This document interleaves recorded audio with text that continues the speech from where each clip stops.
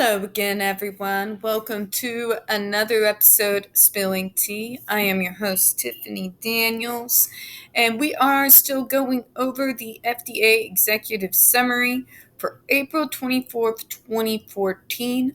Remember, this is a 126-page summary. So we're going to go over a few pages, and then we're going to take a look at a video for you all. So going through this can be as important as it is, and it can also be the equivalent of watching paint dry on a wall. I realize that.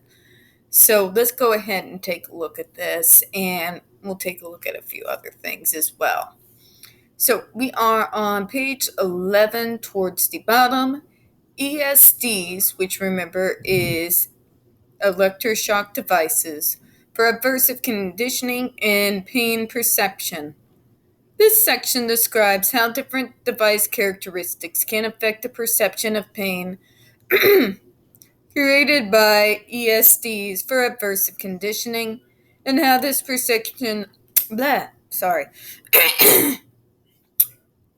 and how this perception may vary among individuals with ESDs.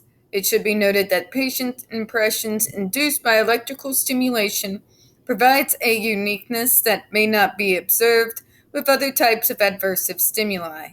That is, electrical stimuli applied to the same sensory location can give a acuteness sensation of intensity, touch, prick, itch, or sharp pain, but can also provide an emotional or affective feeling of discomfort or unpleasantness, intolerable, agonizing, horrible.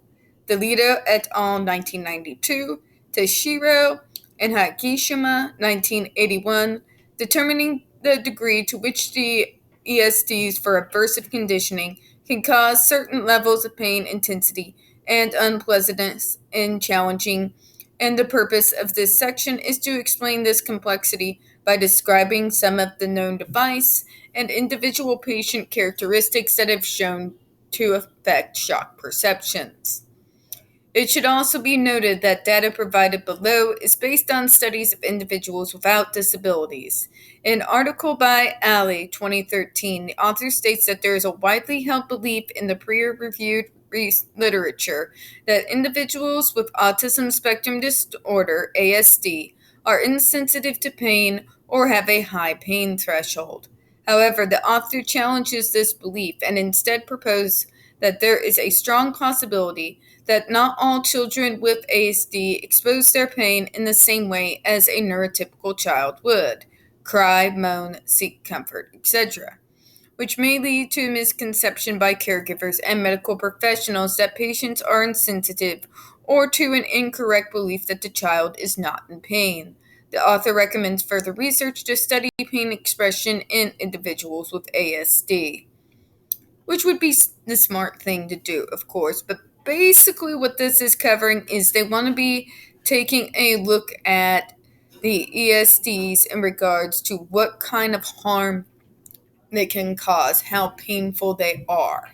And they're alluding to the next thing we're going to be taking a look at is going to be pain perception for people using electroshock amongst people who don't necessarily have neurodevelopmental disabilities, but they do believe is still accurate in regards to this hearing, as the so-called fact that ASDs, that we have a higher tolerance for pain, is not actually something that can be proven, because the way we respond to pain, depending on the person, might be very different from how a neurotypical child would also react to that same pain stimulus. But moving on. Device characteristics that affect the stimulation perception. The key device characteristics that can affect the shock perception include the following: current, voltage, resistance, pulse duration, shock duration, output frequency and waveforms, electrode, size, locations, design, and material, number and frequency of shocks delivered. current, voltage, and skin resistance. The electrical output specifications that are often discussed with respect to shock devices are the current and the voltage. Current refers to the amount of electricity, electrons, or ions flowing per second through a conductor. Current is measured in amperes or milliamperes. The amount of electric current that flows through the body determines various effects on electric shock. Voltage is the electrical force that drives an electric current between 2 points. The united unit of measurement of voltage is the volt. One can draw an analogy to a waterfall. The voltage would represent the height of the waterfall. The higher it is, the more potential energy the water has by virtue of its distance from the bottom of the falls, and the more energy it will possess as it hits bottom. A primary variable for determining the perception of electric shock is electric current which passes through the body. However, this current is dependent upon the voltage and resistance of the path it follows through 2 points in the body. The unit of measure for resistance is the ohm. The current, voltage, and resistance are all related through Ohm's law, which states which states that the amount of current is equal to the amount of voltage divided by the resistance of the conductor, e.g., the human skin. More than 99% of the body's resistance to electric current flow is the skin. Fish and Geddes, 2009. In ESDs, the electricity flows from one electrode, the cathode, to the other electrode, the anode, of the voltage current source, and the current is dependent on the skin's resistance. The skin's resistance is dynamic and varies from person to person, stimulation site to stimulation site, and from time to time. The resistance of skin may vary from 1,000 ohm to as high as 100,000 ohm on calloused dry skin. Again, Fish and Geddes, 2009, and Butterfield, 1975. Sweat, being rich in salt and minerals, is an excellent conductor of electricity, as is blood, with its similarly high content of conducive chemicals. Therefore, the skin's resistance is much lower if it is wet or burnt and blistered, may drop to 1,000 ohm. Mugenzinger and Walls, 1932, stated that different fingers will experience different degrees of shock from similar stimuli, especially if the shocks are very small. The difference tends to disappear with large shocks. The electric skin interface is decidedly non-homogeneous one. I can't talk today. The surface of the skin is wrinkled and interrupted by pores, hair follicles, and sebaceous glands. Slow change over. Oh my god. Again, I can't talk today. Slow changes over minutes in skin resistance have shown to occur over time, and it is hypothesized that this is due to the accumulation of sweat in the stratum corneum. The electrode structure overlying the skin sweat surface traps the perspiration, gradually increasing moisture content of the corneal layer, which decreases its resistance. Benson and McKay, 1976. Changes in voltage across time can also affect skin resistance, as skin resistance may decrease with the application of voltage. Measured between a button and a concentric ring electrode of the SIBIS electrical shock device, resistance was shown to be as high as 20 to 30 ohm for dry skin. However, upon the fast application of a high voltage, large change in voltage over time, the skin resistance breaks down to the conducting value of 20 ohm to 30 ohm. In summary, due to variations in skin resistance, it has been shown that the same voltage setting, the output current may vary between individuals from stimulation site to site and from one treatment to the next. It is worth noting that there are tables in various sources that depict the different current amplitudes that produce sensations of feeling, tingling, pain, and muscle contraction in the body. Butterfield 1975, Nave and Nave 1985, Fish and Geddes 2009. However, these threshold values are more relevant under circumstances in which a body part comes into direct contact with 60 HCAC electrical source that pass through the chest that they are for devices like ESDs for aversive conditioning that provide localized stimulation to the body through electrode interfaces. The tables oversimplify the issue in this case because they do not reflect the other factors as discussed in 3.3 that go into determining an individual's perception of an electrical shock stimulus. So basically what that's going into is in regards to the intensity of the shock received and what that feels like to the individual is based on many factors, including skin thickness, condition of the skin where the electrodes are placed, etc. These slight variations in skin can determine how affected a person can be by a skin shock. Pulse duration. An electric current with sufficient strength and duration applied through an electrode placed on skin will excite sensory nerves underneath the electrodes and cause a sensation that is felt by the patient. Pulse duration, often referred to as pulse width, is also a factor that affects a patient's sensation of electrical shock. In normal subjects, longer pulse durations at a specific output intensity will cause an increase in the intensity and/or unpleasantness of the sensation. Ekman et al., 1966, Mason and Mackey, 1976, Newman, 1984. It has shown that the nerve excitation depends on inverse relationship between intensity of the current and the pulse duration. Curves called strength duration curves have developed for specific nerve types and depict minimum current necessary to excite a specific nerve given specific pulse duration. The minimum current necessary to elicit a nerve response, e.g., feeling a paresthesia at a given pulse width from a given excitable tissue, is called rheobase current. Owing to small fluctuations of excitability, a nerve fiber may not always fire if the stimulus is only slightly above the rheobase. The electrical stimulation devices designed to treat pain, it is generally thought that the stimulus should at least be at least twice the rheobase current amplitude. The conexy for the effectiveness of paresthesia to occur. And here's a table for us. An example of a strength duration curve. The rheobase is the minimum current necessary to elicit a nerve response. So there you have it right there. I'm not so up on the science on this, so I'm just going to have you all take a look at it. Moving forward. Shock duration.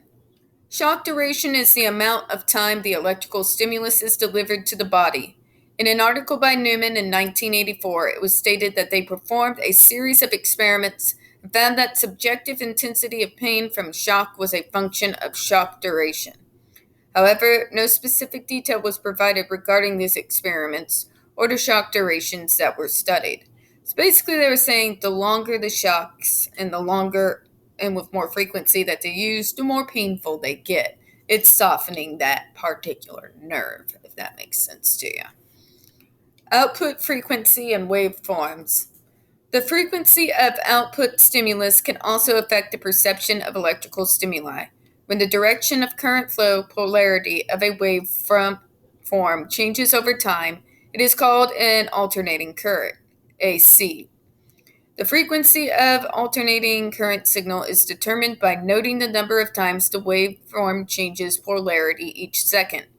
The unit for AC frequencies is hertz, where 1 hertz is 1 cycle per second. Membranes of excitable tissues, nerve, and muscle cells will pass current into cells most effectively when applied voltage is changing. The skin is somewhat similar in that it passes more current when the voltage is changing. Therefore, with AC, there is a continuous changing of the voltage, and if the current level is high enough, There will be a feeling of electric shock as long as contact is made. A direct current DC waveform does not change polarity, but it does vary zero voltage or current to some maximum, and its variability is the pulse rate per second or pulse frequency. For DC outputs, which are pulsed, the frequency is usually given in pulses per second. Direct currents increase the potential for burns. All of the FDA cleared ESDs for aversive conditioning are AC. So that pretty much makes it simple after all that talk there. It's basically telling you DC current ESDs are the ones that are most likely where you're going to see skin burns. Studies have been conducted to delineate the relationship between stimulation frequency and shock perception. Mason and Mackey, 1976, showed that in normal subjects, a lower frequency can cause an increase in intensity and unpleasantness of sensation. Mason and Mackey, 1976. Zinger and Waltz, 1932, say that at the same output current as frequency increases to about 20 hertz, the perception of pain decreases. Butterfield, 1975, reported on studies showing that from about 10 to 50 hertz, the frequency does not have much effect on perceived sensations. But he reports that as you increase the frequency to above 50 hertz, sensation thresholds will increase, i.e., a higher level of current is needed to produce sensations. Butterfield, 1975. Electrodes. The electric shock is applied to the skin of a patient using electrodes. The current travels a path between the two electrodes, referred to as the cathode, i.e., the negative terminal, and the anode, the positive terminal. The size, type, and location of these electrodes can have significant effect on perceived pain. Size. Current density is the amount of current flowing through a given cross-sectional area in a given time interval. It is usually measured in milliamperes per square centimeter. Thus, the size of the electrode will affect the amount of current that passes into the skin. The same current passed through a smaller electrode will elicit a stronger sensation than that same current passed through a larger electrode. For example, a 1 mA current flowing through an electrode with an area of 1 centimeter may not be painful, but that same current flowing through a needle whose point is touching the skin is more than likely to be painful. Similarly, the smaller electrode area a given current passes through, the greater the heating effect of the current, which leads to the potential for adverse effects, e.g., skin burns. So the fact that we have this GED device, which at its highest setting is 10 times more powerful than a police taser, you're going to get skin burns. Okay, moving on. Several studies have been conducted to determine the effect of varying absolute and relative sizes of electrodes. Tursky, 1975. It was found that the smaller the electrode, the less current was needed to produce a given subjective intensity, and when there was a considerable difference in the relative sizes of the two electrodes, the sensation was felt primarily under the smaller electrode. These studies indicated that the size and configuration of the electrodes are very important variables.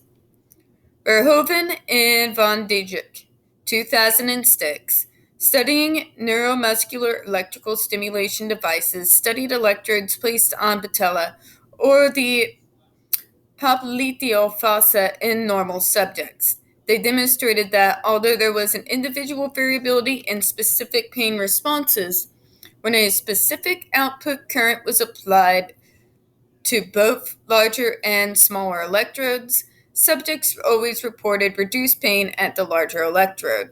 The nature of the pain was also found to differ between the electrode sizes. At the smaller electrodes, pain was described as sharp, cutting, and lacerating, while the large electrodes, pain was described as pinching, pressing, and gnawing. So if you notice in those videos when they would have those folks try the GED devices, you would see these large pads, right? And then you see the picture of the kids, and they have these just small little electrodes. Yeah, they're not having them try what their kids are wearing. Just saying. But moving on, we're just going to read a few more pages of this, and we're going to take a look at another testimony on the JRC side. We'll close out for the day. Types. Typically, 2 types of electrodes have been used in ESDs for aversive conditioning. These include button electrodes and concentric ring electrodes. The button electrode, excuse me, is a small circular electrode made of metal, e.g. stainless steel, and 2 electrodes are generally placed less than 6 inches apart. One electrode serves as an anode and the other a cathode, and the current flows between them. A concentric ring electrode consists of a central button electrode surrounded by an outer ring electrode, with a few milliliters between the outer edge of the button electrode and the inner edge of the ring electrode. The 2 electrodes are separated using a non-conductive material. Electrode gels, which decrease resistance between the electrode and the skin, are not generally used with these devices. Location. The sensitivity of electrical stimuli may be increased in certain parts of the body due to the density of sensory nerves in those locations. For example, the hands, feet, genitals, underarms, torso, neck, and face may be particularly sensitive to electrical stimulation. Remember, they put that on the torso with the electrodes. Going here. Okay. Repeated shocks. The frequency of providing shocks, i.e., providing multiple shocks within a period of time, can also affect perception of electrical stimuli. Based on data from the use of electrical stimulation devices used to treat pain, e.g., I'm sorry if I butcher some of these words, transcutaneous electrical nerve stimulators. One may presume that habitation or adaptation would occur, and that pain sensation would decrease with repeated shocks. However, this may not be true with ESDs for aversive condition, as it has been reported in normal subjects that increasing the number of shocks applied causes increasing pain with each shock. Thank you. And that, ladies and gentlemen, has been proved by Blumenthal et al. 2001, Duker et al. 1999, and Tursky 1973. This may be due to changes in skin resistance over repeated shocks. Tursky 1973. Blumenthal and his colleagues hypothesized that this may be due to depletion of endorphins with repeated presentation of painful stimuli. The authors also note the fact that participants attended to the painful stimulus in order to rate their pain also may have contributed to the increased painfulness of those stimuli across trials. Arntz et al. 1991. So basically, this states the more frequently you are being shocked, the more painful that it gets. So you have an Andre McCollin situation or the students at the JRC situation there who are repeatedly shocked. And because they keep being more frequent and they're being issued to such small electrodes, yeah, it's painful. So, moving on, we're going to stop on page 17 today because that was quite a bit. And we are going to take a look at a video real quick. I will try not to rant. I will really try. And please excuse my computer speed today. Phone's working fine, but for some reason this has decided to slow to a crawl today.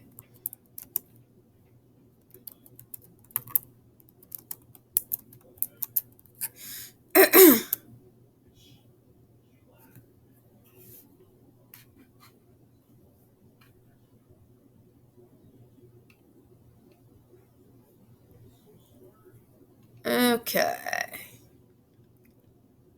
seen a lot of this so far.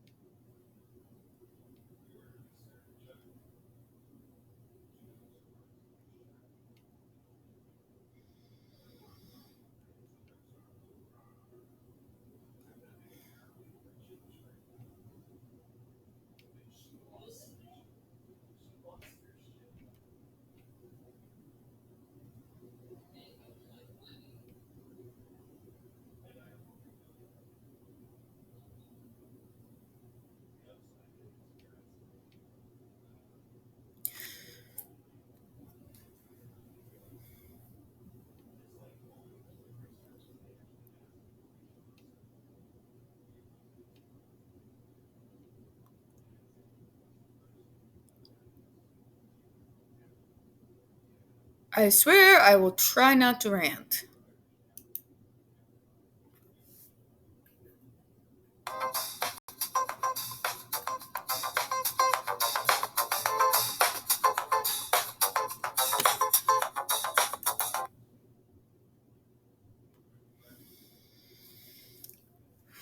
Try not to rant challenge. Thank you, Madam Chairman. I have a few comments. Great.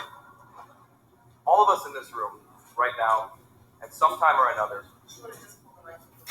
have been confronted with a disability or disease. Some of us have looked into the reluctant eyes of a physician who's tasked with explaining to us that ourselves or a loved one have been diagnosed with cancer, heart disease, or some other progressive disease. Some parents, when a new child is born, Oh God, did they really just compare us to cancer?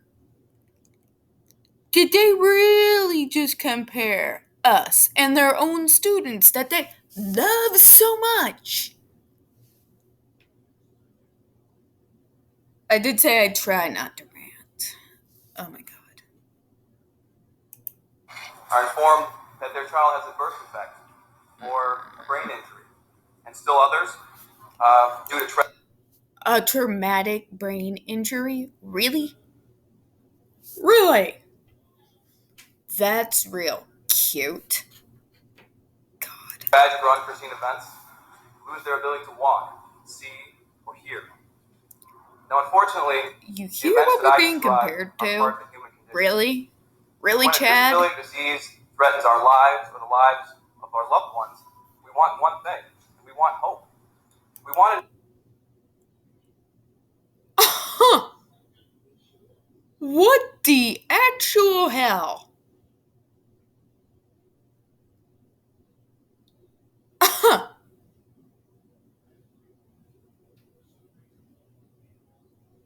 Yes, my autism threatens me, folks. I'm a danger to myself and others. No, Chad. God.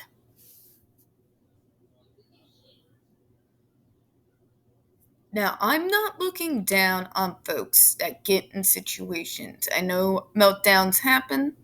I know of parents who've gotten hurt, shoved downstairs, punched. I get it. I get it. But that comparing us to cancer, oh my. Help me, Jesus. Help me, Zeus, Odin, whoever's out there. Oh my God.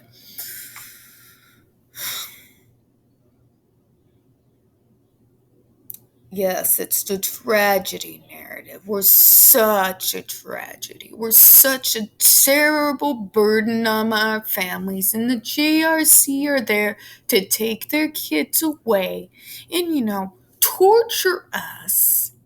behind closed doors so that you can get your life back. And they justify it by saying it's the only thing that works. Torturing them is the only thing that makes them stop harming themselves. What kind of logic is this? Oh, God help me. I want to know that there's something out there that can alleviate our symptoms, that can vanquish our disease, or that can offset our disability. We want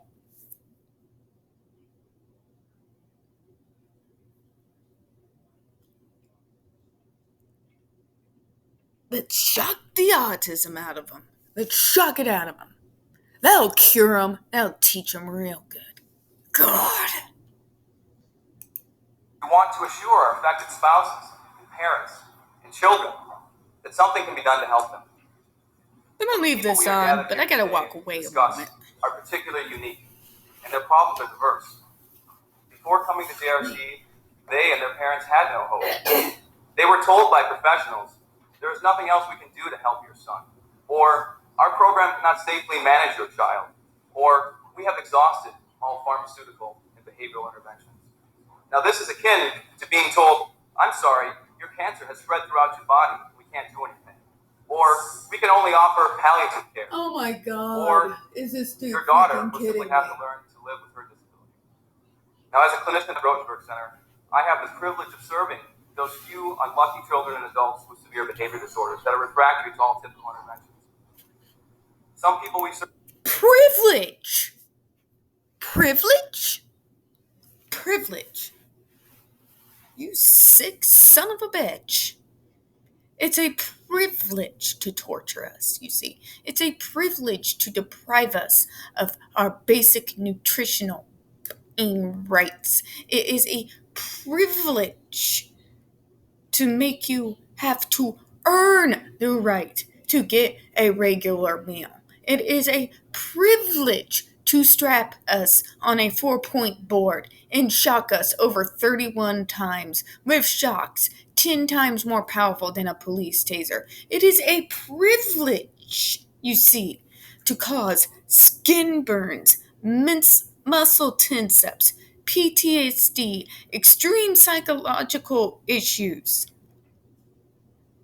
extreme physical issues that manifest a little bit later in life. Oh my. I hope this dude burns in hell. We serve at JRC have struck their temples, banged their head, or gouged their eyes to the point of blindness. Some have through biting. Guess what, folks? I was one of those kids who used to bang their heads as a child. I did. On occasion, it still happens. Not very often. I think the last time I did that was, oh God, at least about 7 years ago. But this guy's saying, I am proud that we have developed this answer. And this answer is, we are going to torture your child. Banging, picking, mutilated their bodies. Others are so aggressive that they've harmed. So the answer is torture. Okay. Their own family members, community members. Still others are cognitively typical, and through no fault of their own, are trapped in a non-functional repertoire of excessive and destructive behavior that, if not corrected, will result in a lifetime of incarceration or hospitalization. Now, I'm proud to be associated with the Judge Rosenberg Center. I'm proud to be associated with an organization that, regardless of the intensity or complexity of a problem behavior, says over and over again, yes, we will accept and take responsibility for this child. I'm proud to be associated with a group that says, yes, we can help your child, after countless professionals have said that they cannot. I'm proud to be associated with a school that... You want to know why they say yes? Because with each child comes $285,000, doctor. That's why you're proud. Guess what? Them saying, yes, yes, yes, I can help your child, and then throwing them on a fucking board and shocking them over 31 times, or shocking them in their seat, or shocking them in a restraint chair, guess what, honey? That's not help. That offers hope. Now, the titles of the bills include language such as level 4 treatment or humane treatment. However, please do not let this language confuse you. At the end of the day, these bills threaten the last hope some people in America have for their child with severe You son of a... behavior disorders. And even worse, these bills attempt to usurp realized hope from those whose lives have been saved by the safe and effective treatment offered at JRC. Thank you. Safe and effective. You heard that, folks. Safe and effective. But what have we been reading? Just over here. What have we been reading today? Exactly the opposite. The more frequently those shocks are used, the more increasingly painful that they get. Andre McCollins and several others are now stuck with psychological and permanent physical issues for the rest of their life because of this school. This school. But, maybe you disagree with me. Maybe you have a different perspective. And if that is true, I do welcome healthy debate. Or else, how else are we going to learn? How else are we going to learn if we don't work with each other? Because we got to do better. We've got to do better. Electroshock and painful aversives, which cause skin burns, can cause psychological damage. That's not an answer. It's not an answer. I don't care how severe the behaviors are, the answer can't be torture. If we don't do it to non-disabled prisoners who have shown to be extremely violent, then why are we doing it to innocent disabled kids? That's my question. And that's all I have for you on this video today. I might be out with another one a little bit later. News has kind of slowed down to a trickle on some of the other things that we cover, so we'll just have to see. In the meantime, folks, close out. We don't get that many views on this channel. The few views that we do get, especially when Autism Speaks is involved, do tend to get removed by YouTube, so please don't forget to hit that like button. Hit subscribe. Don't forget to hit the comments. I do appreciate your time this afternoon. Now, folks, before we close out, I am going to include both the link to the FDA Executive Summary, as well as the YouTube video that we just watched, along with the Shut the Judge Rotenberg Center Down petition link as well. Please fill out that petition. It's not getting quite the same traction that the original did. And guys, this is still going on. I need people to wake up. And please sign that petition. Share it on your social media. I hope everyone has a good one. Bye-bye.